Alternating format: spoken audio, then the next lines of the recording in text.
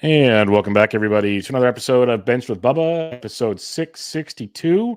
Getting closer to draft season. We actually have real baseball later tonight, which is crazy to think about. We're getting closer to draft season, so that means we start digging deeper in the player pool. We're going to some late round starting pitchers.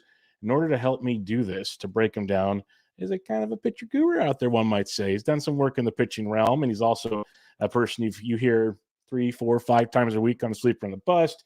He's a Twitch guy. He writes some articles over at Fangraphs and Rotographs, does a lot of cool stuff.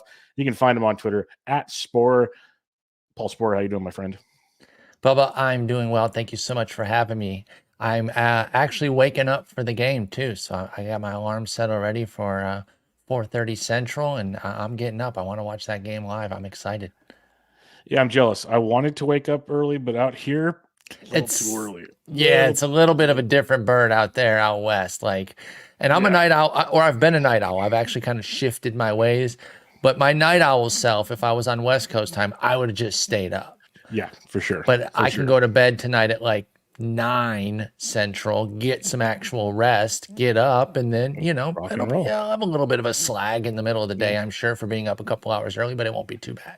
Yeah, you and Mason can record an early podcast because that guy doesn't sleep, so you're good. Exactly. I don't think he's ever slept. He must take like pills that just recharge him, or he takes spinach, like Popeye, just to keep him going. Because I don't know when he sleeps. He's available at all times. Yes, he is. Like I just envision, the flight back from New York. They take red eyes, and I'm like, that's when I try to sleep. He probably just sits there and doesn't sleep at all, watches movies. Exactly. Crazy, man. Before we start talking about news and notes and some pictures here, Paul, pretty much everyone knows who you are, listens to my show, but just in case, let them know where they can find you and what you got going on. You can find me on Twitter. Sorry, I'm not calling it X. Cry about it, Elon. At Sporer, Sporer, on Twitch at the same handle, and of course over at Fangraphs, the fantasy side, of course, at Rotographs. It's actually not rotographs.com. That's why I rarely call it that. So it's fantasy.fangraphs.com, or you just go to the front page, click on the Rotographs side. You'll find mine and my co-host Justin Mason's work. Our podcast, The Sleeper and the Bust. We got our draft kit up with all of our rankings, sleepers, busts. Actually, we call them breakouts because, the term sleeper. Everyone's like, well, that's not a sleeper because everyone knows everybody these days. I get it. But you know what I mean when we're talking breakout and sleeper, right? Guys that are undervalued against their draft price. So, yeah, find all that over at Fangraphs now. Big draft weekend coming up. Bubba, are you going to Vegas? I will not be going to Vegas, unfortunately. I wanted Me to, neither. But still, this never seems to work out. Like, I'm not drafting. I don't draft main events. I'm not as cool as everybody else. But you're not doing main event. Okay. Yeah. So I wanted to go just to hang out, but then I'm like, yeah. Probably not going to happen this week. It's a lot to kind of do that too, especially at this time of year as well. And that's the main reason I'm not going. Is I also have a full-time job, or pretty full-time. It's actually the time it takes is about a full-time job with Out of the Park Baseball, a video game simulator. And so between that and Fangraphs, it's just I don't want to be cooped up in a hotel working anyway. Yep. So I took this year March off as far as travel. And it's already been a big stress off my back. As much as I missed everyone in tout last week in New York, life has been smoother because I'm not having to work while on the road, which is very difficult. I totally understand that. Makes a ton of sense, and part of the reason I won't be going. So I get it. Let's talk some recent news, just a couple bits here. Like for those that sleep under a rock that listens to my stuff, I do my Substack. I daily, hit up the news and give you guys little tidbits out there. So all the little things you can get over there. Let's talk about the big splashes, though, Paul. Blake Snell, we finally, it only took till March 18th, almost, right opening day. He signs with the Giants, which is great. It seems like he might be stretched out farther than we thought. What are your thoughts on this? Because he's gone over the last week in the ADP we're going to use. His men picks 52. His ADP is around 75. I feel like he's going to start creeping back to 52. Could be wrong. So what's your thoughts on this Blake Snell situation? Fully agree with the fact that he's just going to move back up. This is a phenomenon we see all the time with guys that are free agents. Once they get signed somewhere, they have a little bit of a bump up, whether it's a high-end player like Snell or even a mid-tier, low-tier type of guy. Like, let's say if JD Martinez finally landed somewhere, he would get signed. He hasn't gone anywhere, right? I didn't miss it. Okay, crazy. Yeah. So, it's insane, some of the guys that aren't signed. I love Snell. I think he's a wonderful pitcher. It is a little bit nerve-wracking with the way he kind of walks guys on purpose. And I believe him when he says that, right? Like he says it's been a purposeful thing that if he gets behind with a guy, he's not going to give in. So he's going to throw maybe some junk to try to get them to chase it. And if not, re-rack and start with the next guy. It's just a tightrope walk though, right? A little bit less BABIP luck. And all of a sudden his ERA is pushing the upper threes, right? So you get a bunch of strikeouts. I think I've been trying to convince Justin that your Giants aren't as terrible as he thinks. I don't know where you come out. He thinks you guys are terrible. And I'm like, I don't know. I think it's like a decent lineup. The rotation is scary. So Snell's a great second there to go behind Webb. And then from there, I am a little bit nervous about Harrison, Hicks, and I don't know who's pitching. Like, are they bringing back Matt Cain for the fifth starters role? Like, who the heck they got? So, it's a little bit suspect on the rotation, but I think it's a solid team. The Giants are always kind of somewhat competitive. So it's a good fit for the park. There's a lot to like. He can attack. Snell can attack in that ballpark knowing that he's not going to get eaten up by homers. So the problem that I always had was he never really got a discount. Even his free agency discount was a little bit pricier than I wanted to pay for Snell. But I understand it. He's the reigning NL Cy Young. So he hasn't been a guy that I've been getting a whole bunch. I do wish him well. He's a guy that I like. We have a little bit of a friendly interaction on Twitch, so I don't want to ever overstate our friendship like we're best buds or anything. But, we're chill. Good dude. I root for him like crazy, but I haven't had him in a lot of fantasy drafts. Yeah, I have maybe 1 or 2 shares super early in draft season because I'm a degenerate that drafts like in November, December. We both are, yes. Yeah, and so like at that point, you figured he would have signed by like January or something. Exactly. Like, you wouldn't have expected this to be an issue. So yeah, I was like drafting him then, and as things kind of progressed, I'm like, yeah, we're gonna pump the brakes a bit on this one, and it's so let it scary. go. Because look at Jomo still not signed. Like, what are we doing here, people? Blows my mind. Like, Texas, what are you doing? Come on, Texas. You just won the World Series. I understand, but he was part of it. And I don't know how he's not such a perfect fit for them that they don't just bring him back with all the injuries they have, all the uncertainty. I still think that that's the perfect fit. I don't know, man. Listen, I respect Boris. I think he is the best agent out there. I think he did these dudes dirty a little bit. This is bad. He's having a rough season. Like, he's crushed in years past. There's no denying that. There's a reason why he's got mansions everywhere. But there's a lot of tweets out there these days about this year's crop of Boris clients not going to be too happy with the boy when all things are said and done. So we'll see. Yeah, I like the Snell deal. Maybe I'll grab a share in these last few drafts I have, but time will tell. Relievers, closers more, in fact. Last year was an easy year, Paul. No real turnover. It was like draft your guys and roll. As long as you had enough of them, you were good. Things are starting to shake a little different. Devin Williams last week goes down with a massive, fracture in his back, which is not good. Then we get some devastating news. A top 5 closer in Johan Duran is going to be on the IL with an oblique injury. And as we know, oblique injuries can linger. So how are you approaching this Duran situation? Sadly, this is very bad. I'm really not happy for this. I was telling you this before we came on. I'm a pay for saves guy. I'm out there buying the big closers because I don't want to be in the in-season rat race. I forget who says it. I mean, I'm sure multiple people say it, but I forget who coined it. But you're going to pay for saves one way or the other, at the draft table or in season. I prefer to just do it at the draft table, get it done. The top-end closers have been great payouts the last several years. If you got burned early by the Edwin Diaz thing, that's a fluke. That's not don't pay for saves. That's he celebrated wrong. So I've been paying for these top guys. Well, they're dropping like flies. So I'm looking at your boy now, Camilo Duvall, as somebody who's like my number 4 all of a sudden. If I don't get Hader or Diaz or something, I mean, I'm trying to think who even is the other guy. Oh, Clase. So if I don't get one of those 3, it's Duvall. I do like some of those mid-tier guys, your Fairbankses, Munoz, Helsleys, those guys that look like they could save 35 if they really just got to stick in there all year, but also stayed healthy. All 3 of those guys have had health issues, and that comes with throwing 100 all the time. So it's a treacherous landscape right now, but I tell you what, I got my main on Saturday, and Jeff Zimmerman, if you're listening, close your ears. Don't pick my guys, you jerk. We're in the same league, which is a huge bummer because he's an amazing player. Yep. But I'm going to come out with 2 guys that are name closers. I don't know who they're going to be right now. I had my 8 top guys. 4 of them are now smoked. And we're about to talk about Romano too. So as far as Duran, which is who you asked me about, he will not be on my board at the main event. There's only 7 reserve slots. There's no IL at the main event. I don't want to invite major injury on my main event team. It's just not something I'm interested in. So a moderate oblique strain, that could be 6 to 8 weeks. I feel like that's a big deal. And I think like people are kind of understating it. He was somebody I was ready to go at number 4, off the board now.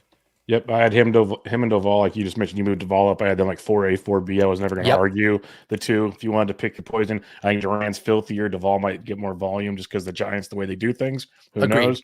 But yeah, these oblique things, you nailed it. I've been telling people or writing about it. I said at the best we get an early May. I think at the best you get an early May. Because these oblique injuries, they linger, soft tissue. There's no direct timetable. It's not a broken bone. You didn't have surgery. Like there's no real rhyme or reason. It's just when the guy heals. And then do they bring him back too early and he re-aggravates it? Do they do these things? We see now with hamstrings and obliques, and it's just a gigantic mess. So yes, it sucks. Griffin Jacks should be the guy that gets the first spot. That's a guy in DC's should have been picked up already, but keep an eye now in your redrafts. Brock Stewart's the other name that's been thrown around. Lots of filth in the strikeout department. Probably the number 2 in that option. But curious to see where they go because I'm going to go look at ADP later tonight from maybe Monday and Tuesday's drafts because over the weekend, Jax was 332 ADP. It's going to be a little different, I'd suggest. It's going to be a little bit higher. Yeah, I think he'll be up there. Now, he is nasty. Griffin Jacks is absolutely nasty, and there could be a situation like you're talking about with Duran when he comes back and they take him easy, that Jacks could still be getting saved. So, even if you thought Duran was like a 6-week guy, he might not come back and be the guy day 1. They might just spot him in and still keep Jacks because Jacks had an amazing year last year, so he could be nasty. 100%. All right, you mentioned it with Romano. Jordan Romano came out on Tuesday morning that Romano's got elbow tightness, something along those lines. Depends on what verbiage you want to look at. It's going to get a elbow inflammation, going to get a de-inflammation shot, they said. That was a lot of words for, not going to a Holiday Inn Express or anything like that. But he's going to be down and out for a bit is what it comes down to. And the worst part is his backup, Eric Swanson, similar thing. He's down and out now.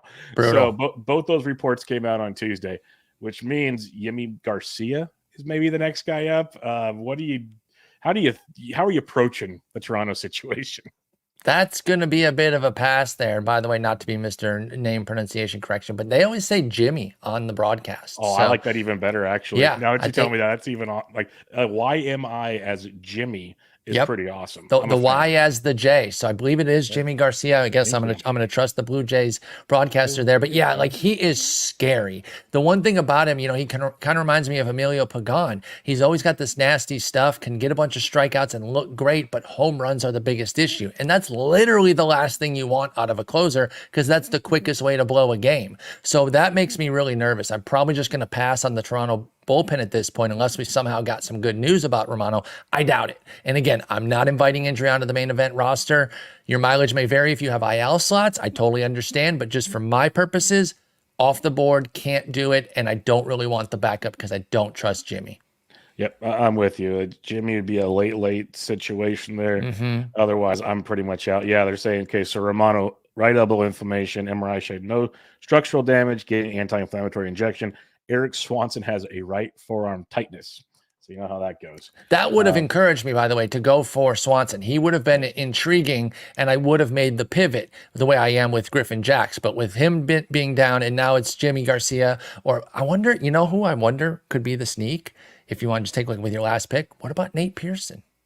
That's somebody even last year I drafted in DCs with hoping that he'd find a way to the back end. I'm with you. He's looked pretty good this spring compared to previous years. Yeah.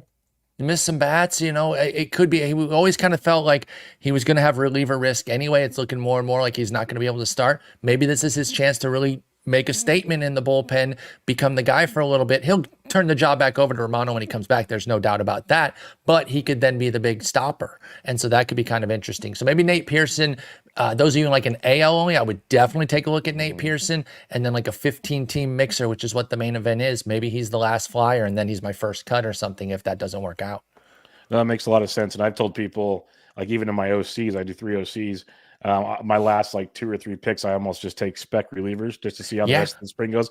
I looked at my first OC I did last week. My last pick, Chris Martin, looking pretty strong. Lee Jansen's going. Yeah. So does it always work that way? No. but you want But like a every once Joel in a while. Payamps or something, like life's looking good all of a sudden. So we'll wait and see. There's going to be sadly more news over the next week or so as rosters shrink and more injuries occur. And because the weird thing is right now, Paul, as you know, is guys were getting ready for spring. They kind of got tired of getting ready for spring. Now they're trying to ramp up again, like that kind of weirdness. And exactly, never good. Yeah, it's just part of the spring every year. It's the worst part, but the injuries crop up, and you just got to be looking out for landmines, basically. Yep, just cross your fingers and pray if you're religious. All right, let's talk starting pitchers now. I said I was going to just do post 200 because that's easy. If I put 190, I want to sneak one pitcher in there to talk about in case anybody wanted to look real close at what I was doing. We're using ADP from 316 to 318. That's over the weekend of the APCOC, so about 20-ish drafts, give or take. And so we're going to start with sticks. Triston McKenzie, because he has been an anomaly of mine. It's ironic that you're on the show actually to discuss this as the comparisons. But like I put out a tweet last week, like, are we drafting him? Are we not? Like it's just this whole thing because we've seen him be really good. Limited innings the last year. Spring we've seen some good, a little bit of rough, but pretty much more good than bad. So what's your thoughts on McKenzie? Because you can get him at a 194 ADP right now. Yeah, see, you mentioned that we have a lot in common with our body shape. We have one distinct difference, and you guys can try to figure out what that is if you know what I look like and you know what he looks like. But other than that, we are dead ringers, 6'5", 165. So I know what my lanky ass would look like out there on the bump, and that's part of the issue, though. I don't think my body could withstand the rigors of starting in Major League Baseball, and that has been the case with Triston McKenzie. But when he's good, he's really good. And like you said, we've seen some pretty nasty stuff again this spring. I think at this price point, I'm okay. And I got to be honest, and I'm not trying to backpat myself. I had plenty of misses last year.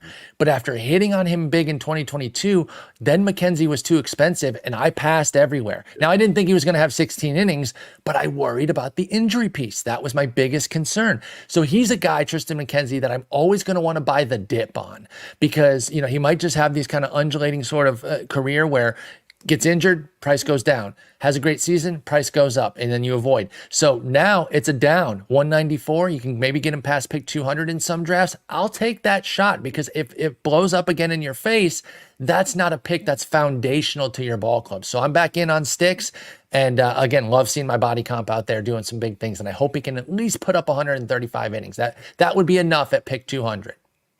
Yeah, I'm kind of with you there. That's why I posted the question last week. Just wanted to bring him up on the show because, like, we're seeing healthy sticks at least this spring. We're seeing some signs of life with sticks this spring, and the price seems much more palatable. It's kind of like the Byron Buxton of the pitching world. Exactly. You at least have Great a conversation, and okay, if he struggles here, I can kind of suck it up and drop him anyways. Yep. Where it's a totally different ballgame. So just wanted to bring him up again for people to get your thoughts on that. Now we go post 200, pick 206, Brandon Pfaadt, a person that I am extremely high on, but Nick Pollock has told me I'm possibly too ambitious on Brandon Pfaadt. ADP's 206. So what's your thoughts on Pfaadt? I actually share your ambitiousness with Brandon Pfaadt. I'm really, really intrigued by him. I love the way he kind of developed over the course of the year last season, including, being really a big stalwart for them in the playoffs when they needed somebody to step up with Zach Gallen.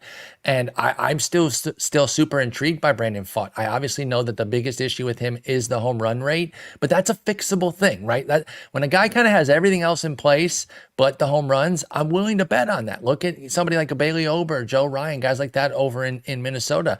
They kind of have that lingering issue, but everything else is pretty excellent and it's good enough to succeed. So Brandon Pfaadt doesn't have to cut his home run rate down below 1. He was at 2.1 last year, for those that don't know. That's way, way, way, way, way too high. But if he can get it down to, say, like 1.3, that's still a little bit high, but it's workable because he doesn't give up too many hits generally when he's on. And again, he had some issues with it last year, up and down across his 96 innings. But when he's working, he's not giving up too many hits. He doesn't walk many guys, and he misses bats. I really do think there's a potential step forward here for Brandon Pfaadt, and I think he's priced to buy. So I understand the potential issues that Nick probably brought up with him, but I think a lot of that risk is covered in the price. If Brandon Pfaadt was like what I call a playoff tax guy, somebody who really gets pushed up because they did well in the playoffs, and he was going around pick 150, I'd be moving away. But past pick 200, I think Brandon Pfaadt is somebody worth buying on this quality Diamondbacks club. Yes, I have many a share of Brandon Pfaadt right now. I'm actually shocked that the playoff tax did not take place this season. That's been my thing I've been waiting for this whole time. So very surprised in that. You hit on one of the things I'm like, a couple of things I'm big on. I'm big. He's already stretched out for a young pitcher. Innings is not a concern with him, which Yep. as you get deeper into the ADP pool, that becomes a question for most of these guys. The other thing with Brandon Pfaadt that really gets me excited is you mentioned the swinging strike rate and everything. He got yo-yoed last year. When he finally came back that third trip through, we saw it seemed like a whole new guy. The strikeout rates went up. The walk rates even dropped a bit. We could use a little more of the walk rate dropping, but we saw some. So that was good. I think there's just so much, and development can continue to develop. I think there's a lot to like with the young arm. So I'm a Brandon Pfaadt guy. Love it.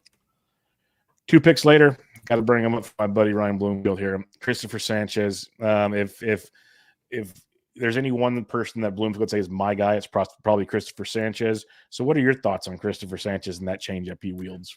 Well, I'd like to join the party there as putting him on my guy list. I'm a big fan of his. He was somebody I called out as a big second half breakout last year, and it came to fruition. So I join you guys in the love for Mr. Cristopher Sanchez. He's on my breakouts again this year because he's priced to buy. He didn't really get a big push up, which I thought he would, being part of Philadelphia. Now, he's more expensive than he was last year, don't get me wrong, but pick 208 is very affordable. And like we're saying with these guys, they can afford to bust on you, and it's not going to kill your season if they flop. You can move on from that. You can recover. So I can get a few of these guys, and we're going to talk about a few more that I absolutely adore, that if things don't go right with the minor leaguers that are coming up and the guys who develop, we can replace them. So I'm willing to take this risk. I love a guy who's got a changeup ready to go, especially a left-hander against righties, because he's going to face a ton of right-handers.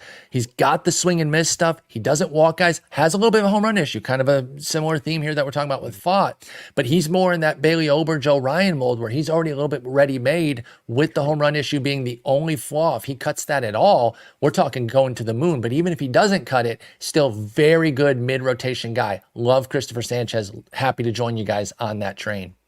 Mr. Grouch in the chat asks, do you think the ceiling is for Sanchez, or is he more of a low floor guy? Oh, no, I think the ceiling is remarkably high. Like, I think he could be an absolute monster. I am all in on Cristopher Sanchez. Yep. No, I'm with you there. I think he's another guy he has creeped up in ADP. We'll say that much, but still very affordable. Brayan Bello, he was my Bay last season. We saw some good things, much better this year. Already named the opening day starter for the Red Sox. Maybe it says more about the Red Sox, but still props to Bello, who got the money also. His ADP is 216. He's been working on more pitches. I'm a fan of him. I'd love to see more strikeouts. Maybe that comes with the new arsenal. What's your thoughts on Brayan Bello? Yeah, again, I know people like disagreements and kind of battles on things here, but I'm not going to fake a disagreement with you. I think Brayan Bello's a really intriguing pitcher. In fact, I got to be honest, I've made this interesting U-turn on the Boston Red Sox pitching this year. Last year, I couldn't stop dogging them out. No, it was different pitchers too, so it's not these guys that I've all done a 180 on, but I just didn't really like the makeup of their pitching. I thought that was their biggest flaw and why they weren't going to compete in the division. Now, all of a sudden, I understand the division's still very tough, and I don't know that they're going to be able to fully compete because their offense is a little shaky, but I like their rotation. We're going to talk about another one of their guys in a moment who I love even more than Bello, but I do believe there is enough in Bello's arsenal to take the strikeout step up. 20% right now, that's pretty middling, but he doesn't walk guys. He's taken a full season around the rotation. A full season is generally 162 innings so that you qualify for the ERA title, but we'll give him the credit for it because 157, 28 turns, he's shown that he can handle going through the entire season. So that's really crucial with somebody like Bello. And like you were saying earlier, these young guys that don't have to have innings concerns, we can draft confidently, not worried that they're going to get yo-yoed around. So I like that for Bello, even if he just puts a few extra points on the strikeout rate. Let's say 22, 23%, paired with a few extra innings, say 175, that'll be enough to be viable with his strikeouts, let alone the fact that he throws 96. He has some good secondary stuff. He could get up to a strikeout per inning, but we don't need him to because he's got the great ground ball rate and just strong arsenal to kind of get through the rotation or through the lineup, 2 times every game. And then maybe into that third time to where he can be a consistent 6-inning guy. I think Brayan Bello at the very least can improve his ratios next year, even if the strikeout rate stays mediocre. At the very best, everything jumps up and he really hits another level and becomes, say, a top 30 type pitcher. Yep, I'm 100% with you. I was hoping he'd take that step last year, but we did see the proper growth like you were talking about. So very excited to see where it goes with Bello. And that's why I wanted to do this show is there's a lot of interesting arms here that you could justify being in the back end of your fantasy roster here. And that's like, there will be disagreements, or we just didn't even talk about the guys potentially. Like, we're not going to talk about Nick Pfaadt, very polarizing Red Sox arm. Very but you mentioned another Red Sox arm that we are going to talk about, and it sounds like you're very excited about him, and I get it. And that's one Kutter Crawford. First off, if you're a pitcher with the name Kutter with a K, you're probably ahead of the game on these things. Absolutely. Like you're built for this. That's a win. But I liked him a bit last year. He was a up and down waiver wire guy for me. Just couldn't, find his role there. Looks like he has one now, though, Paul. So what's your thoughts on Kutter Crawford? Props to you for being early on him last year and reaping some of the benefits of that quality season, because I think a lot of times we get allergic to any ERA north of 4 in fantasy, and I get it, because that's not super useful in your 10 and 12 team leagues, which the vast majority of people play. But if you're putting up a 4.04 ERA for 129 innings, there's a lot of good starts within that. Plus, he put up an excellent whip at 111. Kutter Crawford had a 19% strikeout minus walk. That is a wonderful foundation to build upon. 26% K, 7% walk. I love this guy. Everything I said about Bello, I think just as much, if not more, for Kutter Crawford, because he's already shown the strikeout. So I really think there's a chance that Kutter Crawford could jump up and be a top 25 starter this year. I think the reins are going to be off innings-wise. He's 28 through 129 innings last year. There's no need to baby him. As long as he's healthy, he's pitching. I love him this year. Jeff Zimmerman, again, if you're listening, you shut your mouth and don't you dare touch my Kutter Crawford. Yeah, up to 220 in OCs. That's probably going to be a lot of fun in your mains. That's all I'm going to say. That's probably really pop it up. He's going to be expensive. I think in the main, he's up to 205 in the 8 mains that have already happened. So I know I'm going to have to pay top dollar. But hey, you draft a guy all winter. For me, I don't then get cautious because their price went up. Like if I'm drafting one of the darlings, I don't want him on all my lower dollar teams. They're not lesser teams. They matter, and I want to win them. But I'm not going to draft this guy on 8 teams, and then it comes my biggest team for $1,700 that I'm then going to jump off just because the price is a bit higher. So 100%. if it costs me a pick 180, then it costs me pick 180. I love Kutter Crawford. That's why we know the player pool. It's why you know where you can bob and weave, and you get your guys, and you fill the rest of your team out. It's very simple is not the right word, but if you put the time in, it becomes easier. Let's put it that exactly. way. Yes, that's a great way to put it. All right, Kyle Harrison, ADP 224. This has been slowly climbing as well. Mm-hmm. I've planted a flag on him. I'm very, very in on him this year. I understand the concerns many people have. You might have them. So I'm curious to hear what you have to say. But I love Kyle Harrison this year, especially at the price point. Innings could be a slight concern, but he got stretched out to over 100 innings last year. So I'm not as worried about that. But I'll let you have the floor first. What's your thoughts on Kyle Harrison? Electric arm, but I do share some of the concerns. I will tell you one thing I actually really liked about his debut last year. It was only 35 innings, right? So we don't make anything too much out of 35 innings one way or another. But I like that he came up and he didn't walk guys. 7.5% rate, call it 8, we round up here. So 8% rate, that's about league average. And he still managed a 24% strikeout rate, which isn't amazing, but it's not terrible considering he only had a 9% swinging strike rate. So a lot of numbers there. Bottom line was, it looked like he had a concerted effort, Kyle Harrison, to not walk guys and still was able to generate enough strikeouts to not be a total flop there. And I thought he was pretty impressive because I thought he was going to be a guy who comes up, walks the yard, strikes out the other guys that he doesn't walk, and is just super volatile. And he actually wasn't that. So I wonder if he learned a bunch, even in that 35 innings there, to say, hey, I can kind of take a step forward with my walk rate. Honestly, I'll take a 9 to 10% walk rate. That's worse than average. 8% is average. I'll take 9 to 10%. Get the Ks back up. That ballpark can protect you. I generally trust the Giants. I've been a little bit tepid on him, so I'm ready to hear you kind of talk him up even more. But I love the arm talent. For me, I was looking at him as more of a 25 guy where I would just kind of sit on the sidelines this year. But if he breaks out, then the price is going to be super high next year too. So this might be your last chance to get Kyle Harrison at a nice fair price. So can he really break out this year and be like a top 30 type, you think? If he really top 40? Yes. 40, yes.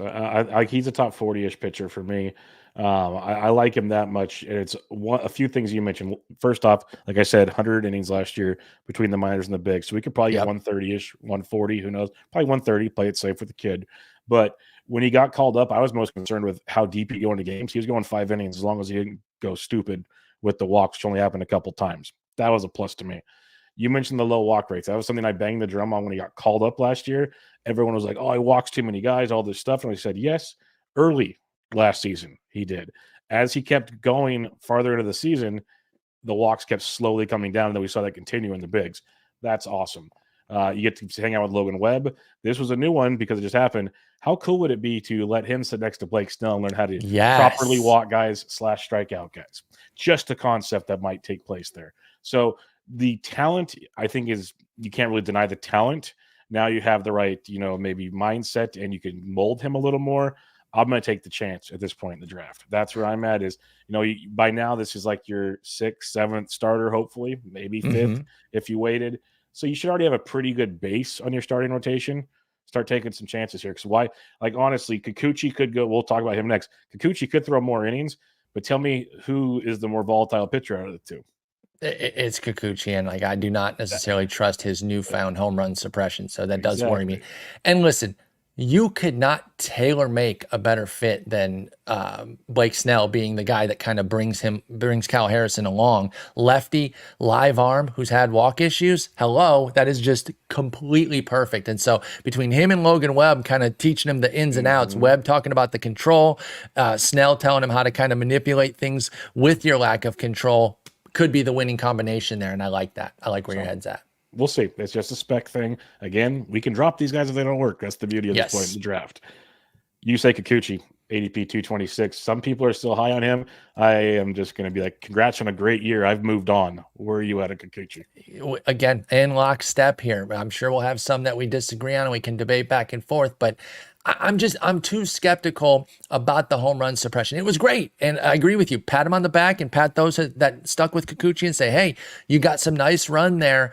I don't know if it's legit, because even in a year where he quote unquote fixed the home runs, it was still a 1.5 homer 9. It's just that in the summer he had it down, I think, too closer to like 1.25, which was good enough to succeed. He's always had a live arm. It came to fruition last year, cut the walk rate down. That was actually probably the biggest gain, but he still had a 127 whip. That's pretty high. And if you play 10 and 12 teamer, that's not that appealing. So it's just not a guy for me. I'd rather take the shot on all these younger guys that we talked about ahead of him. All to a T. McKenzie, Pfaadt, Sanchez, Bello, Crawford, Harrison, all of them. And in fairness, they're all going ahead of him. But I'd rather just take one of those guys, skip Kikuchi at his spot, and maybe even jump to the next set here that we're going to talk about. He's just not a guy that I jump in on. Yep, 100% with you. Curious to hear your thoughts here. Kenta Maeda. I've heard some very smart people loving Kenta Maeda. I've heard other people like, 104 innings last year, didn't pitch in 2022. We know he's just spent time on the IL. What are we doing with Kenta Maeda? Not paying a premium, though. So where are you at on him? Exactly. And that not paying a premium is why I'm in. And listen, everyone knows, or not everyone, people that don't know me, I'm a huge Tigers fan. But my homerism stops short in fantasy. I'm trying to win, not just pick my guys on the Tigers. And so I'm not just picking on Kenta Maeda because he's a Tiger, but I look at, once you get to a certain point in the draft, and the cutoff kind of changes depending on your league depth, but you get to a certain point where you're no longer looking at guys for the full season. You're looking at guys in 3, 4, 6 week type increments. And I think Maeda is somebody that you look at in like a 5 to 6 week increment. Can I get a month and a half out of him? And then I'll go from there. If something happens, I might have to cut him because he's hurt, and I'll just kind of keep working through things. Right now, I'm looking at him as somebody that I don't need to worry about August. I don't need to worry about July with Kenta Maeda right now. Try to get me to Memorial Day, and I'll worry about things there. The skills are always strong with him. 21% strikeout minus walk last year. Everything's on track this spring at 23%. The swinging strike rate's up. I'll take my shot on Kenta Maeda and ride him while he's healthy. If I happen to get lucky and he can pitch 135, 140 innings, great. If I only get 68 and then I have to cut him, but it was a good 68, I'll take it. The only rotten thing that happened last year was a 10 earned run outing.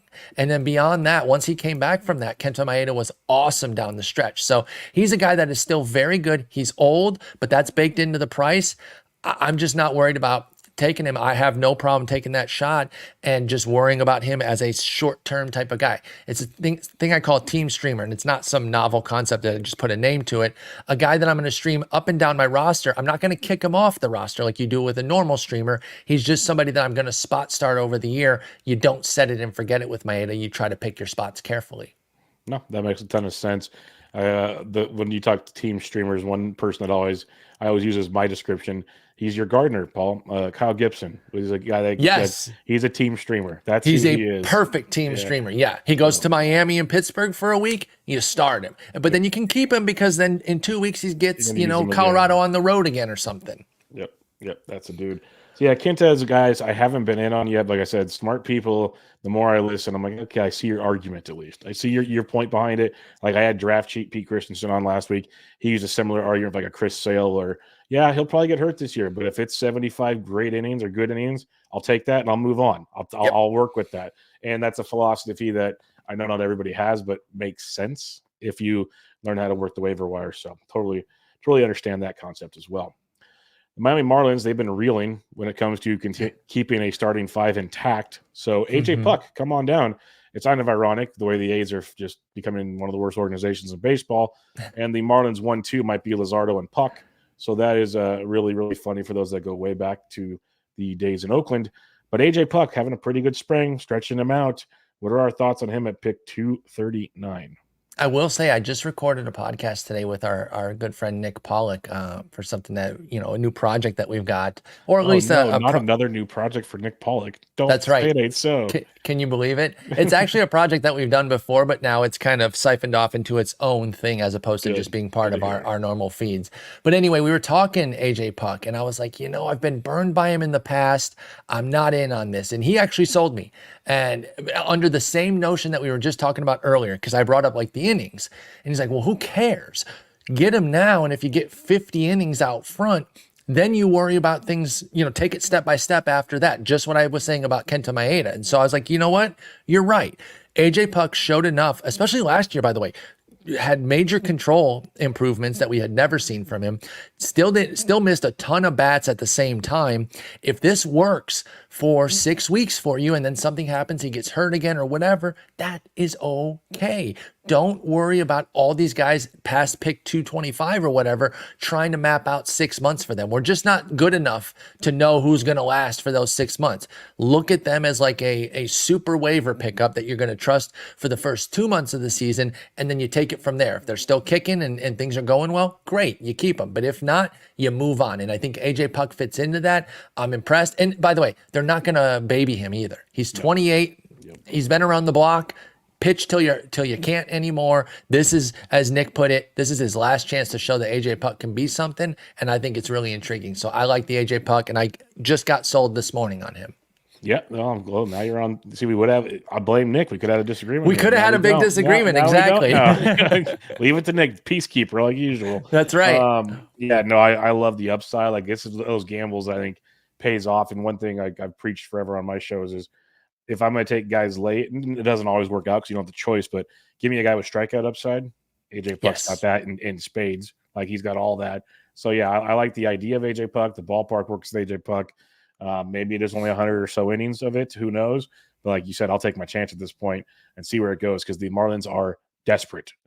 Yes, they are. We have some listener questions on a couple other Marlins later. We'll get to them. But it's pretty rough in the streets these days. Mackenzie Gore. ADP of 248. My goodness, Mackenzie Gore got shut down last year because he had his innings, so it wasn't because he was hurt or anything. Mm-hmm. He had a pretty decent year, I'd say, in his first full run. Hiccups, of course. Those were there, walks being one of them. So what are your thoughts on Mackenzie Gore hitting into 2024? He fits in what we're talking about high upside, a guy who can miss bats. And if you want to take your shot with him, I totally get it. I'm a bit more tepid on him, though, because of the big home run issue that we saw last year. Now, part of that might just be an 18% homer to fly ball that was like a little bit unlucky, but he is a heavy fly ball guy, too. So that does kind of go hand in hand for Gore, that he contributes to the potential of a high homer to fly ball rate. And so that makes me a little bit nervous on him. I think it's one of these ones where I'm like, I respect why people want to do it, just like you were saying with Maeda. Like you get the case, but you're not necessarily in on it.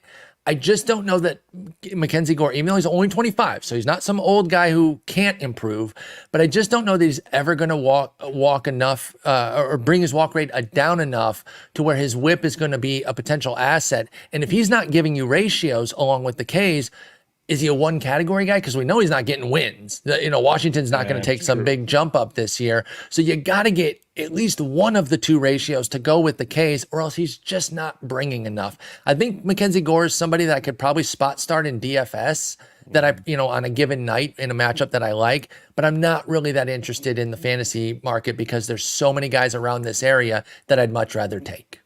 Yeah, this is a name I've gone back and forth on a lot this offseason. And I like a lot of other pitchers better in this range.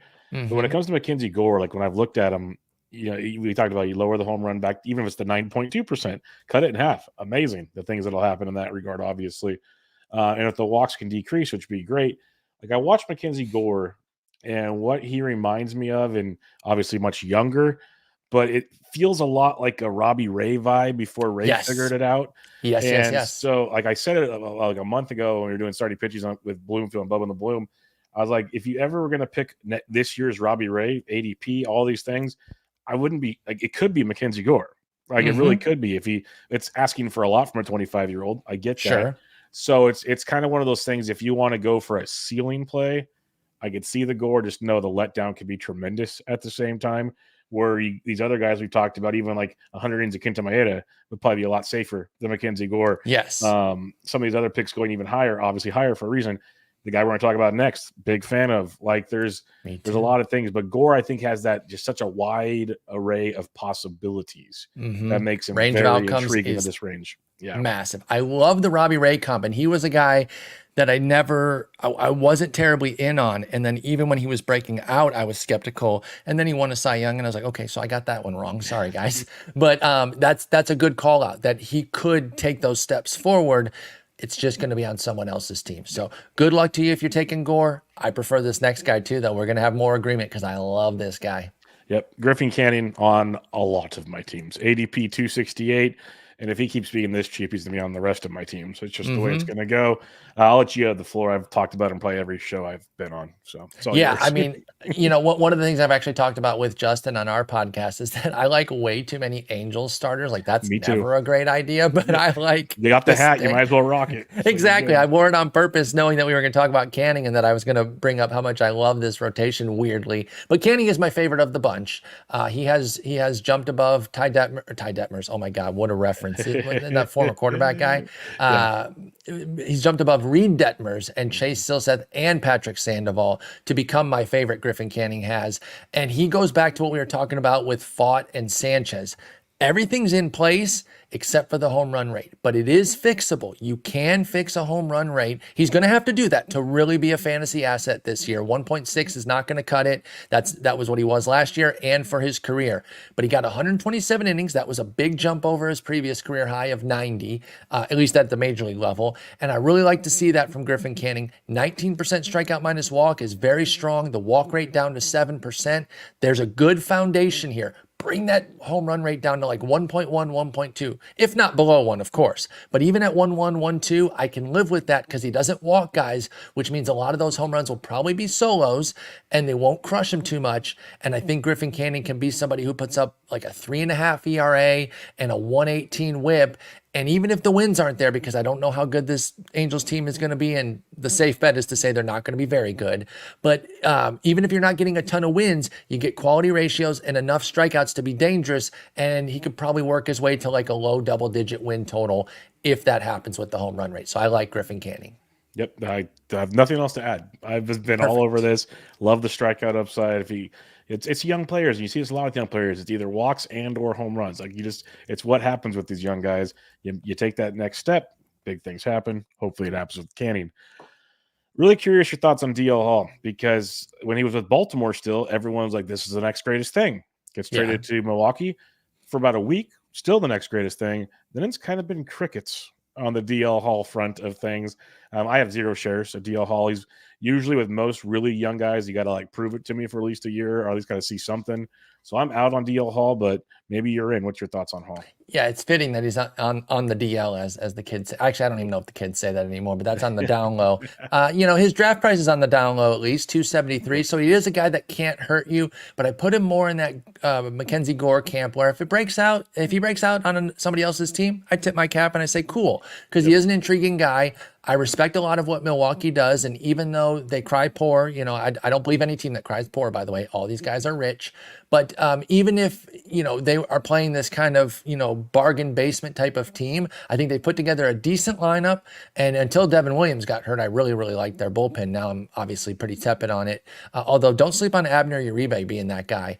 Joel Payamps is probably the biggest pick right now, but I like Abner Uribe. But the rotation outside of Peralta is really sketchy. And I don't think DL Hall is going to do enough this year to really make a fantasy impact. I think it could be upwards of 100 innings. And again, that's not why I'm against him, because even if he gave you a month of quality work, that would be enough. But I just don't know that the control is going to be there. I do like that, similar to what we said with Kyle Harrison, his major league sample last year for DL Hall did include a great walk rate, 6%. That's impressive, but that's in the bullpen. That's shorter stints. Are they even going to trust him to go 5+ innings? Or is he going to be one of these 3-4 inning starters? Too many question marks on DL Hall. I'm with you. I'd rather see something than take the plunge here. Just not going to be a guy I have. Yeah, like I understand there's going to be question marks with most young pitchers, but you mentioned DL Hall's list of question marks a lot longer than other ones. So yes, I'll take a quick pass. It's a pass from me, dog. Let's go back to Detroit, your team here, and talk some Reese Olson, who at times last year was kind of a fancy waiver wire name out there. Then he kind of fluttered a bit at times. Comes back to spring, looking pretty good again. So ADP of 275. Are we back in on Reese Olson?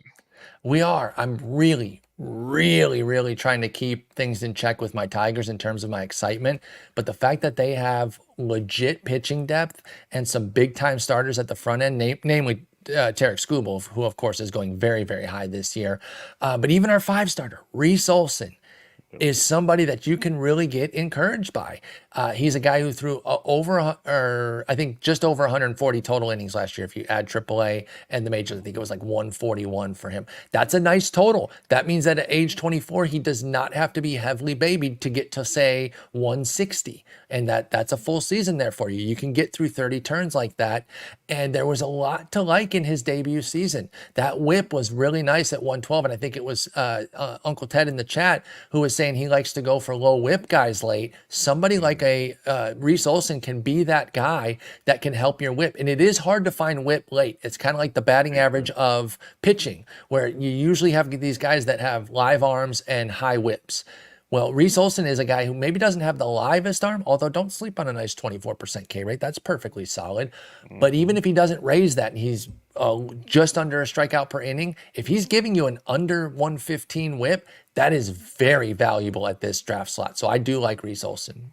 Yep. The fact he's coming on strong, I didn't know where he stood in the barking order, I guess, for the 5-man rotation. As spring has developed, that has changed in my mind. So we're good. Real quick, so you got Kenta Maeda, you got Reese Olson, obviously Tariq Skubal. Flaherty's looking pretty good. Yeah. You got Casey Mize and Matt Manning. How do you see that? How do you see that rotation playing out as a whole for fantasy? I think Manning is going to be the guy who breaks camp, and then you're going to have guys like Casey Mize and Sawyer Gibson-Long who are going to be the backups there. And then don't sleep on Jackson Jobe as a summer call-up type of guy, and he could be one of the. Okay, Nick. I was kidding.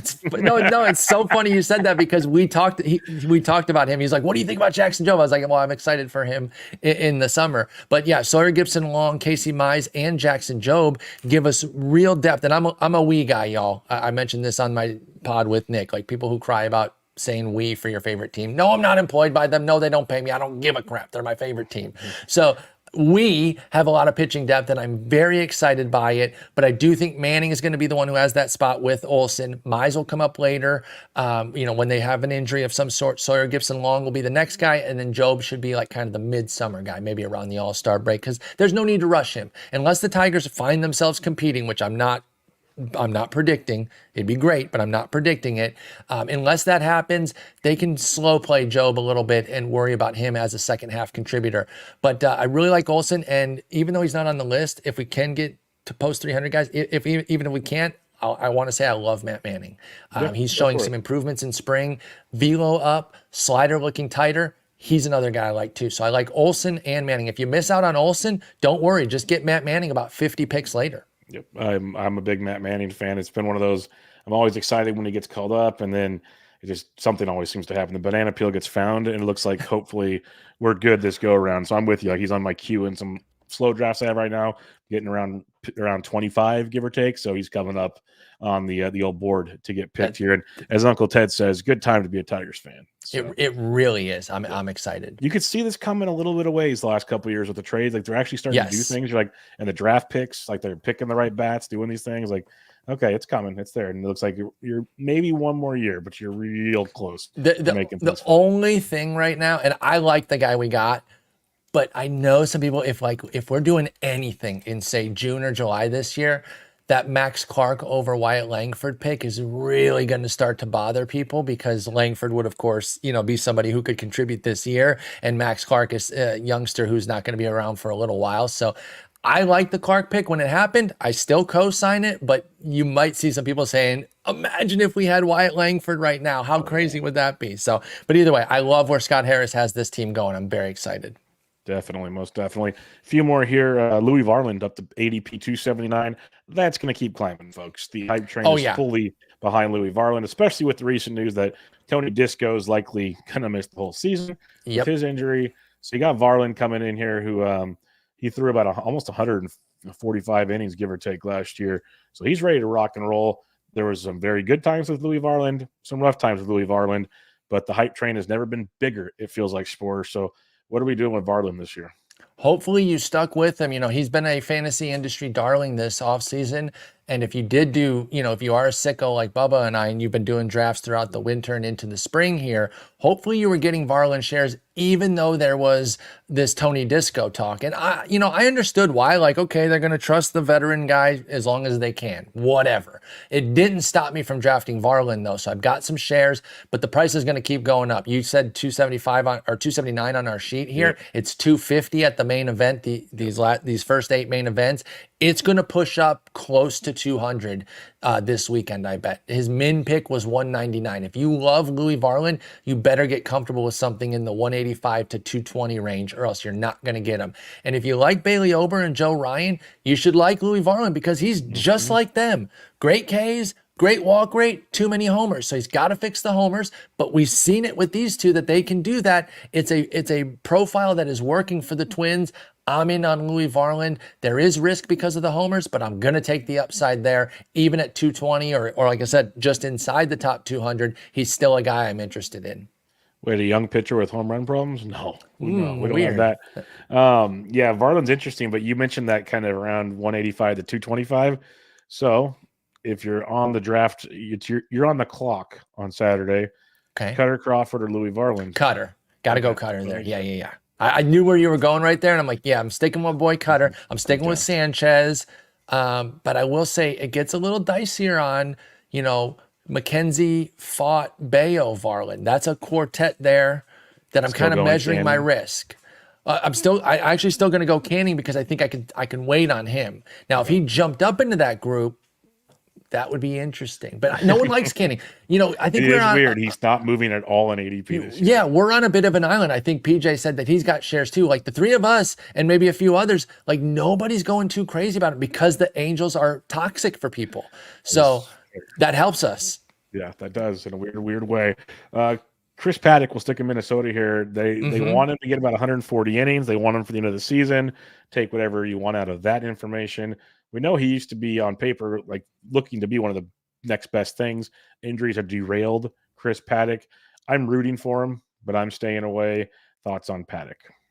I'm not against it, but I am closer to you. I'm going to straddle the fence here a little bit and say, like, yeah, I can see the case, and I do have a couple shares, so I don't want to say like I'm totally out, because that would be a lie.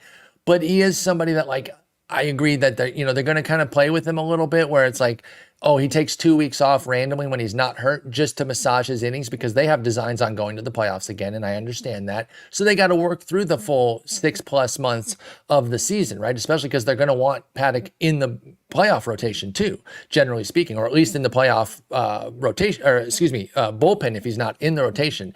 So they're going to have to kind of massage 140 innings for 6+ months, and that will probably require some down periods, some skip starts type of deal. So if that's not something that you like to manage, then Pfaadt probably not a guy for you. But there is some intrigue here. And again, I've been really trusting Minnesota with what they do. I mentioned how they have this profile of great strikeout, nice walk rate, but a little bit of a home run issue, or a lot bit of a home run issue with Ober and Ryan and Varland.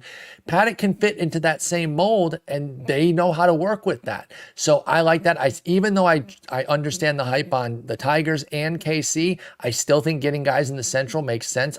I love my Tigers, but I'm not going to be benching quality starters against them until they prove that I need to do that, which will take some time. So somebody like a Pfaadt, like a Varland, I'm going to easily start them against all of their Central foes and then against a lot of other teams too. So I'm tepid on Pfaadt. His price is fair. So if I miss out on a handful of these guys here that we both like, then I would land on him. But our next guy is one of my faves. He's one of my big breakouts. His price is also going up though because he just got his job guaranteed. Yes, this is why I put him on here, because 297. I hope you drafted this past weekend. Yeah, Gavin Stone. This was the guy that was the hype. He was the guy last draft season.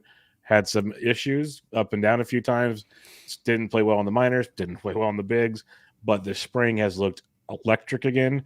Just faced a team in Korea that just dominated. He just dominated them, and now he's the 5th starter for the Dodgers. So where are you thinking? You like Stone, so tell me why you like Stone, and where do you think he lands now? So I think you're at least looking at 250 plus. If you're in the main event this weekend or even in your home drafts, whatever it is, it's a cheap way to get into the Dodgers rotation, which is very difficult to do because 3 of their pitchers are going in like the top 50 picks with Glasnow, Yamamoto, and Bobby Miller. And so, it's very difficult to get in there. And then you got to maybe get like a Bueller if you have IL slots, or a Paxton. Paxton's another guy, by the way. Don't get hung up on the fact that he's not going to pitch all year. Who cares? Can you get 6 good weeks out of him, 4 good weeks? Gavin Stone's a guy I do think could pitch all year though. And he's a young guy, and I like young guys that do have good changeups because it helps them get opposite handers out. Now, Nick and I were talking about this, and he says, I understand what you're saying, but that's more important for lefties getting out righties because they're going to face more. And I was like, that is fair. And he said, I don't like changeup only guys that don't have anything else for guys. And I said, that's also totally fair. However, as you mentioned, Bubba, this spring we've seen the fastball and the slider look markedly better for Gavin Stone. And so that just strengthens my resolve on this guy. He got locked in as the 5th starter. There's so much to like here. He's a guy that could put up like a 4.5 ERA, a baseline quality start, 6 innings, 3 runs consistently and get wins because of the team that he's on. So even if he's going 5 innings, 4 runs sometimes, which isn't a good outing, right? That's a bad ERA, but you can still snake a win from that. You pair him with some of these guys like Griffin Canning, who might put up the good ratios, but might not get the wins, and together, like that's why you're building a rotation, right? You're actually putting these pieces together. One of the things I did badly last year was I had too many guys that were the Griffin Canning's types. I had all these great ratios, great strikeouts, couldn't buy a win to save my life, Bubba. And then I go back and look, and I got all these Angels, and I got the good time. I had Matt Manning on the team. I had all these guys on garbage teams. You got to throw your Gavin Stones in there, or even your Chris Paddocks, who are on the quality teams. So I do love Gavin Stone. I think you're paying at least $250 this weekend. You might be prepared to pay $2.25 if you really like him and you really want to go out and get him. Great point on the wins as well, though, because as we get, the joke I make, hitters, pitchers, whoever, the deeper you get in drafts, it's bad teams. That's why they're down here. Exactly. That's a great call. Yeah. There's always the saying there's good fantasy players on bad teams, but it seems like you mentioned so many Tigers, so many Angels. You could probably, back in the day, Orioles were down here, but Twins are down here. If you go offensively, tons of Pirates go late. There's a pool of these types of situations that they all just kind of hang out because people just not up to. They can't sometimes construe real life from fantasy when they're doing these things, which is I'll take it all day long. Before we get into listener questions, you did mention post 300. Is there any way that stands out to you that you wanted to hit on post 300? We don't have to, but like Frankie Montas is a guy that's pretty popular. There's many, many more. So anybody else that stands out to you? I'm a longtime Montas fan. I am allergic to Cincinnati pitchers, though, so I'm going to wish him fair. well from afar and say good luck, good sir. But I will highlight Garrett Crochet. I did my breakouts piece over at Fangraphs, and my post 300 guys, I feel pretty good about those because Stone got locked in as the 5th starter. Garrett Crochet is the opening day starter, and Matt Manning was the other one there. Yeah, I cannot believe Crochet. First career start is opening day. Is opening day, but it's against the Tigers. And like I said, as much as I respect my team to be kind of froggy this year, I'm not scared of their offense. So I'm definitely interested in starting Crochet right away. And Nick brought this up on our pod today, and I will reiterate this as his point. With these late lottery tickets, don't get guys that you don't want to start right away because then you're holding them and you're in this holding pattern. Get guys that are easy decisions. Crochet, if you take him with your last pick, start him against the Tigers and see what happens. If it blows up in your face, okay, you take a little bit of a hit for 4 innings, throw him off the team. If he does well, you bench him for the next start because it's Atlanta, but then you come back around against Cleveland after that. So I like Garrett Crochet. That's the one I really wanted to hit with Matt Manning. And Gavin Stone was my other one. So those are my 3. And like you said, Stone's not even past 300 anymore. Yep, and Crochet probably creeps up in the main events with the news of opening day. So, but yeah, I like it. I saw Sarah Langs put out Crochet becomes the 9th pitcher over the last like 110 years in baseball to make his first career start on opening day. That's ridiculous. Is nuts. Might be 119 years. Sorry, not 110. Just stupid stuff. Before we do listener questions, I had one question for you. Now that we kind of talked about this realm, it's a lot of guys you like, I like, and there's some 300s we like. And one thing I've noticed this year and in recent years, I know you guys have talked about the globs. It's like you have your early round guys, then there's like a little break, and then another glob, and this was kind of its own glob. And that's why it was a conversation, deciphering your glob. How are you attacking pitching this draft season is the roundabout question. That's a wonderful question. And it's a situation where if I can't get one of like my top 10, I kind of am waiting a bit. And I don't know, man, I really, really wish I could find this article because it's a little bit dated, but I'd like to update it because somebody did a study and kind of, it was around like SP, I don't know the exact number. Let's say like SP 15 to SP 25 or 30 was one of the most fraught territories of guys. And it makes sense too, because what are those? Those are the guys that popped off last year, but they're not quite aces. And so you're paying the premium for what they did last year. And look at some of these guys that we have. And don't get me wrong, I like some of these guys, but talk about how scary and this is my ranking, my 9 through 20 are. Who do you really, really trust here? Tyler Glasnow. Bobby Miller. I love Bobby Miller, but like he's my number 10. Like that seems crazy. Tarek Skubal, Grayson Rodriguez. Those 4 had a combined 250 innings last year? It wasn't that few, but it's such a small number. Logan Gilbert, Zach Eflin, Yamamoto, Fried, Gosman, Nola, Gallen. That is my 9 through 20. And I rank them there because I believe in those guys to a certain degree, but that is a scary 9 through 20. So if I can't get one of my top 8, I generally kind of wait. I've only really been taking Bobby Miller. He's the one I like the most there. Zach Eflin, I'm pretty big on as well. Like there's a couple pockets there, but it's a scary group. So then I usually wait to get into my, say, 25 through 50 glob. And that's a glob that I really do like. And what we mean by glob, and you might have heard this on the CBS broadcast, by the way. And listen, we've had this. This was a thing that Scott's viewers were like, hey, you stole this for sport. You didn't steal anything. Yeah. We happened upon a same concept. I didn't make it up either. I just gave it a name. It's this notion that just because they're ranked 25 through 50, the talent is not that different. Your 25 could be your 50 and your 50 could be your 25. That's the point of globs. It's these talent pools that because we do ordinal ranks 1 to whatever, it looks like there's these discrepancies that don't really exist. Think about all the guys we just talked about. Gavin Stone was the last guy at 298. How different is he than Triston McKenzie at 194? He's not. True. He's not that different, except that McKenzie has one great year under his belt that he's shown it. So anyway, I like to get into the 25 through 50 glob there and really get my first 2 or 3 guys and start building my rotation. Ideally with an anchor at the front end. I'd like to get myself a George Kirby, a Logan Webb, Luis Castillo, if I can't get Strider or Burns at the top, of course. But then I'm really working in the middle there, and then I'm going to attack the tier that we just talked about for 4, 5, 6, 7 guys, finishing out my rotation and my reserve guys as well. So I don't love the super super early pitching. I think it's very scary right now. And that includes my boy Scooble. Yeah, no, I have zero Scooble, unfortunately. Like, I love the talent, but I'm at that price point. Like, It's so like, yeah, expensive. it's insane. Like, I'm rooting for him, and it's just one of those. Me I'll take a too. bat. Like in my OCs, I've been comfortable going 3-4 bats before I even touch a pitcher. I don't blame you at all. Because, like you said, that and you nailed the reason why I've been doing it is you get after those. Like, I think it's like 7 or 8 guys.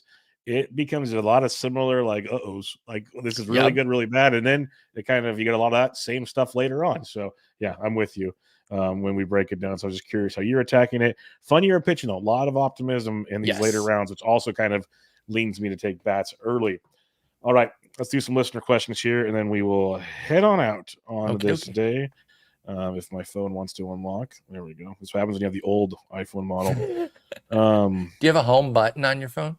No, I'm not that old. Not that old. No, I'm close. It's close. I have the 10, so we're close. Oh, okay. You actually aren't that far from it. Yeah, wow, we're close. Simon P says, can you discuss the best 6, 7, or 8 pitchers to target? Guys who are 1 or more injuries away from making a significant impact. I think we hit on them that range today. We did.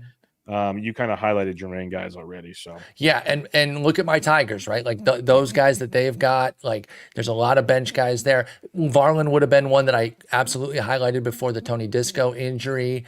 There's certain teams. And listen, we talked about the Dodgers and we love Gavin Stone and those guys, but like Emmett Sheehan will eventually come back. We'll see what happens with the injuries on somebody like a Walker Buehler. Kershaw will eventually be back. I don't recommend really drafting him unless you have like 5+ IL spots that you can really park him. But James Paxton is somebody that they'll eventually use. Like, I think there's some decent guys there that we didn't necessarily get to. But yeah, we highlighted a lot of those types. Big John Stud, John Legeza asks, who's your favorite 6 starter? We just hit on that. So there you go, Big John. On the YouTube feed here, PJ says, Mize, Olsen, Manning, only 2 spots. Who loses? It's Mize right now. And that is purposeful only because they just want to kind of stretch, take their time with it. Don't push him in right away because they know that they're not going to get a full season out of him. And they do have some designs on competing a little bit this year. So I think they'd rather have him in the summer if and when Maeda gets hurt or if Jack Flaherty gets hurt or underperforms, which could happen, there's no guarantees for Reese Olson either. And Scooble's had some injury issues. So as good as the Tigers pitching depth is, there are reasons to have some concerns too. And so they don't want to rush somebody like Mize. And so I think he loses out initially, but I still do like him. All right. Sleepy Gator asks, I took Colin Ray in the last round of the NFBC 15-teamer. Good call or waste of a pick? I wouldn't say waste of a pick. It would really depend on what their schedule is. This would go back to what I was saying that Nick pointed out. If you can't use him in that first start or first 2 starts, then it does lean a little bit toward waste of a pick. And I'm pulling up their schedule here. I'm kind of vamping while I figure that out so that I can see. They go at the Mets and then Minnesota for 2. He's probably going to get one of those Minnesota games unless he's in the top 3. Although, roster resource right now says Colin Ray is the number 2 starter. So he would get a trip to the Mets. Things are in Milwaukee. Yeah, it is dicey right now for their rotation. So I would be okay you drafted him, right? So you like, the listener, they like Colin Ray enough to have drafted him. I think if you can't start him at the Mets, then you shouldn't have drafted him because the Mets are an okay team, but they're not too scary in their home ballpark that you shouldn't be able to start even this kind of spot starter type of guy. Yep, that is a very, very valid point. If you can't start him versus the Mets, probably ain't doing it, period. So, and that's how bad things got in Milwaukee. When I did my team previews in December, Colin Ray was the 5th in that rotation. I remember when he was the 5th. Brutal to hear him up to 2nd. My God. Ross Rodriguez says, not related to pitching, but can I get y'all's opinion on Jackson Merrill? Drafted him with the last pick, just got to action on tomorrow's game, but liking him the more and more. So, he's going to start. He's going to be 20. Yep. That's a thumbs up from Sporer. I mean, yeah, if you can't see that, if you're not watching the video, I just gave a big thumbs up while Bubba was talking. Why not take him with the last pick? We don't know what he's going to become, but you're going to have an easy decision a couple weeks in. If he's flopping all over the place, you can cut him and move on and maybe keep tabs on him for the rest of the season, right? Because this is a guy that, like, if Jackson Merrill comes up, falls on his face early, but you're in a 10 or 12 team, you cut him, but then you just keep an eye on him because he can maybe find his footing as the season goes on. But I've drafted him in 2 different leagues. I like taking the shot on him. Plus, he's going to have shortstop outfield eligibility. I love the sneaky infield outfield eligibility. Yep, no, he's big. He joins company of Andrew Jones and Ken Griffey as the only 20-year-olds to make their debut on opening day. Wow. So fun stuff there. Mark at Black Coffee 816, wondering where you guys are on Varland. We hit on that already. Ronaldo Lopez and Luis Eel, and newly named SP1 Crochet, which you get that as well. So what are your thoughts on Ronaldo Lopez and Luis Eel? Okay, I love Reynaldo Lopez. He's a guy I cannot quit. And it was part of where I learned, when I was talking with Nick about AJ Puck, and I was like, well, if I stick with Reynaldo Lopez all the time, maybe I should stick with AJ Puck, a guy I loved back in Oakland, because now he's getting his chance. So I'm excited about Reynaldo Lopez. I kind of trust the Braves, and we'll see.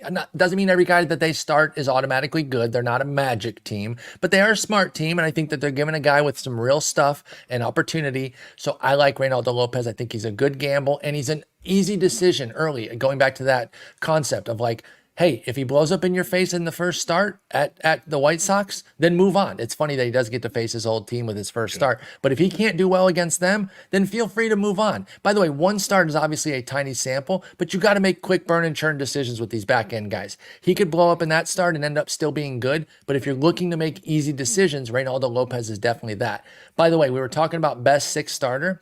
It could be Luis Eel because we don't know if he's guaranteed in the rotation yet. Right now, we have Clayton Beater penciled in over at Roster Resource. Now, that's just Jason's best guess, Jason Martinez, who does Roster Resource.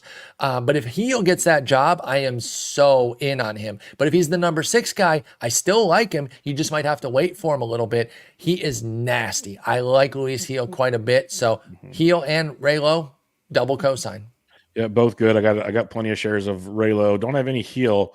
But now that he's kind of sneaking in there, I get it because he has had his streaming moments in the past. Definitely. Adam Warner says, should I draft over under 1.5 McGills this year? Well, Trevor could absolutely be the guy in the closer mix there with Joel Payamps and Abner Uribe. It's kind of a mixed bag there, so I'd probably say just one. I am a sucker for Tyler McGill, and I'm anchored to that beginning of his career where he was really good. And I know that's stupid, by the way. I'm saying that to roast myself. You shouldn't just get anchored on like a good 5-star run of somebody early on. But I know he still has talent. Opportunity is there now. And one thing I will say, he's priced to buy. And so that is something that is intriguing about Tyler McGill is that like it doesn't hurt you to take that shot if you believe in him like I do. And his first start should be against my Tigers at home. Again, if you can't start him there, then you're never going to start him. So start him at home against the Tigers, see what happens. If he flops, off the roster. Yep, just took McGill in round 24 of my slow draft. So yes, totally, I am on board with that one. Totally fine at 100%. That price point. Simon P also asked, do you have any $1 NL only auction targets that you like? I haven't gone down that far in the NL only rabbit hole, but he does have some. There's got to be like Trevor Rogers. He might not be more than a buck. He might if he's cheap enough.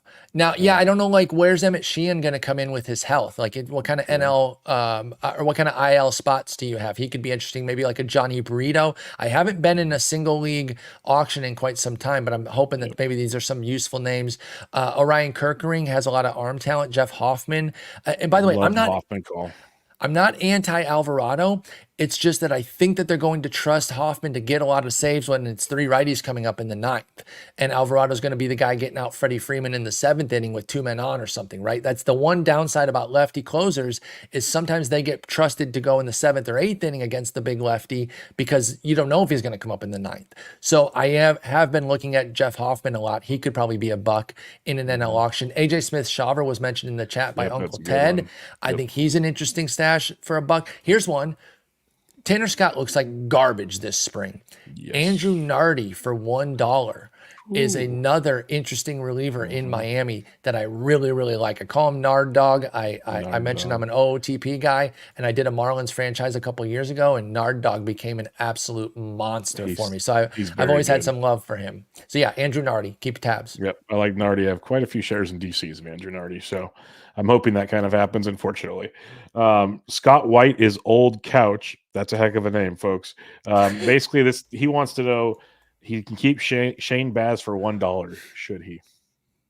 If you have IL spots, sure. Right? Again, I don't love to invite injury onto my roster, but if you have the IL spots to do it, and I'd say at least 5, because if it's only 3, he's going to be holding one for a while. So I'm a little bit nervous about it. And by the way, I will point out just on the Nardi thing, he has looked bad in spring as well, PJ, but I feel like he's actually been working on some things, and that's part of why he's struggling, whereas Tanner Scott's struggling because he's not doing well. And I know that's a little bit of a distinction to make, but he is interesting. Anthony Bender is a good spec closer as well. But yeah, going back to Boz, if you got at least 4 or 5 IL spots, I'm okay with it. If it's only 3, I'm a little bit more suspect. I'm nervous with Boz. I'm very, very nervous. So you better have room, like Sporer said.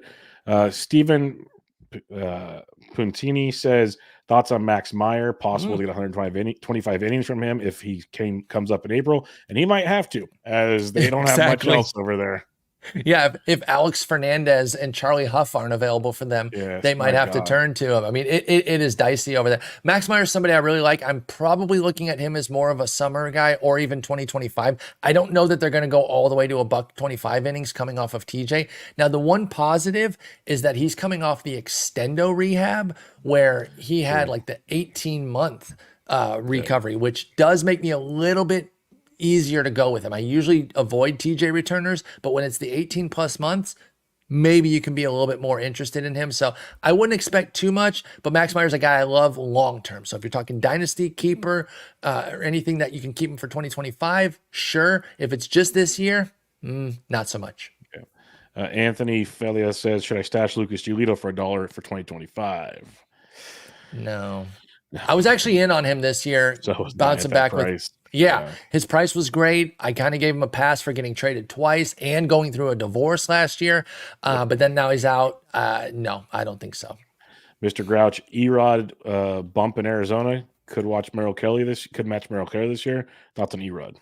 Yeah, I think he is basically kind of a left-handed Merrill Kelly and could be just as good as as Kelly was last year. I think it's an interesting 1-2-3 there with Gallen, Kelly, and Erod. You know, he's kind of your steady Eddie guy that you just kind of set it and forget it with him in Roto and just look in the end of the season. It should be pretty good. He overperformed his numbers a little bit last year, Erod did, but I think he's going to give you volume, solid starts. If he can keep the whip down, right? If it goes all the way back up to the 1.3s that we saw prior to his career or prior throughout his career until this past year, then I am nervous. But if he's still in like say the low 120s with an upper 3s whip, ERA, not whip, an upper 3s ERA, then that works. I like Erod. I think he's priced to buy too. He just can't kill you at that price point. Yep, big Erod fan. I've been clowned for it many times, but I do not care. I don't know why people clown us for liking him. Yeah, because Bloomfield likes to clown me. That's what co-hosts do. You know how it goes. True. Oh yeah, my co-host loves clowning me. You know how it goes. Lives to clown me. And then the last question I have here is another one from Mr. Grouch. Wells or Kramer in Baltimore? Who you choosing? That's a good question. That's a very good question. I'm going to lean toward my boy Tyler Wells. I say my boy because he really helped me out last year. He was kind of buried until these injuries came to be with Kyle Bradish and John Means. By the way, you want to talk about somebody that kind of getting back in my good graces? Kyle Bradish threw a bullpen the other day. I've been stashing him in so many drafts. I like where you're at with that. If he doesn't pan out, you drop him the first week. Exactly. When he got hurt, I said he's off my board because I was scared. I thought this is very, very bad. He's come all the way back around to where he's got to throw in a bullpen. Now I'm getting intrigued again. That said, I still like Wells. I think he's very interesting. They parked him last year, which was very weird. I was surprised that he was just completely parked for the second half, but the 119 innings that we did see were great, and he fits that Minnesota profile that we're talking about. Strong Ks, strong walk rate, too many homers, but Baltimore helps him. I love that new wall that they put up there. 1.9 homer 9 is crazy. That can't happen again, or else he will not put up another 3.64 ERA.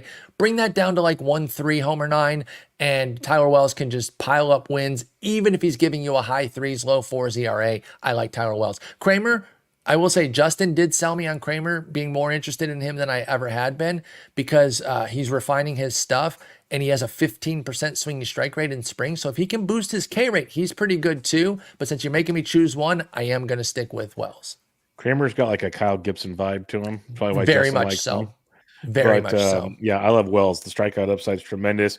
Before they signed Kimbrel, I'm like, just put Wells at closer, guys. Let's figure this out. But that could have absolutely worked. So we'll see how this works. But Paul, on that note, we will wrap things up. So once again, remind everybody where they can find you and what you got going on. You can find me over on Twitter at Sporer. I've been getting in a little bit more with the season coming up. I do love chatting baseball over there. I'm also on Twitch, twitch.tv/Sporer, where I stream video games. But even if you're not a video gamer, come through, hang out. We're talking baseball. I will be streaming my main event this weekend, Saturday afternoon. So if you want to come hang out and watch me draft my main event, I'll be doing that. And then, of course, at Fangraphs, you can find all my fantasy work up there. It is fangraphs.com/rotographs. I said fantasy.fangraphs.com earlier, which I think still works, but fangraphs.com/rotographs. All my rankings are up there. You can find my starting pitchers. I'm gonna have another update of those before the weekend comes up. My sleepers, my busts, they're all up there. And then, of course, the podcast with Justin. We had a few days off because he was traveling to New York, but I think we're gonna be recording tomorrow, Thursday, and Friday. So 3 days in a row coming up. Can't wait. Two of the best in the business right there. One of the best in the business right here, folks. Mr. Paul Sporer, thanks for joining me, my friend. Thanks for having me on, Bubba. It was awesome talking with you. Always. Erase Bench with Bubba, episode 662. Catch you all next time.